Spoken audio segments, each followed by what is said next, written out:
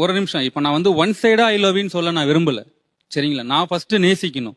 நான் நேசிச்சு நான் உன்னை ஐ லவ் யூன்னு சொல்லணும். அந்த நேசிக்கிற மனப்பக்குவம் எனக்கு இப்போதைக்கு இல்ல. நீங்க இவ்வளவு நாள் நேசிக்கவே இல்லையா உங்க மனைவி? இல்ல சார், அவங்கள நேசிக்கவே இல்லை நான் இது வரையுமே.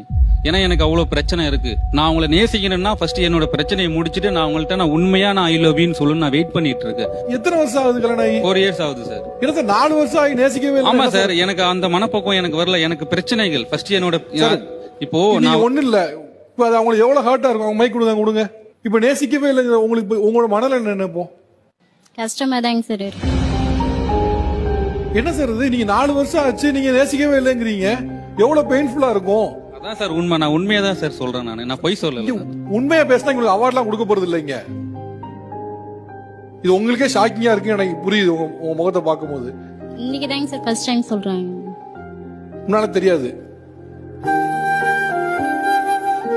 முன்னால நீங்க பிரியமா இருக்கதான் நினைச்சிட்டு இருந்தீங்க. இன்னைக்கு தான் உங்களுக்கு தெரியுமா? ஆமாங்க சார். இதை நான் சொன்னது இல்ல சார். நான் இது மாதிரி வந்து அவங்களும் என்கிட்ட அதிகமா எதுவும் கேட்டது இல்ல. நானும் அவங்கள்ட்ட எதுவும் ஷேர் பண்ணது இல்ல. பின்னால இருக்க பையன் என் பையன் சார். அட்லீஸ்ட் அவங்க அந்த குழந்தைய நேசிக்கிறீங்களா சார்? அந்த குழந்தை எனக்கு ரொம்ப பிடிக்கும் சார். உங்க கஷ்டத்துக்கு நடுவுல உங்க குழந்தைய எப்படி நேசிக்க முடியுது? இல்ல சார், நான் இவங்களை நேசிக்கலன்னு நான் சொல்ல வரல. எனக்கு நீங்க பேசும்போது நான் 3 தடவை கேட்டேன், நேசிக்கிறீங்களா 4 வருஷமா நேசிக்கலன்னு சொல்லிட்டு நீங்க நேசிக்கலன்னு சொல்ல சார். நான் அதுக்கான டைம்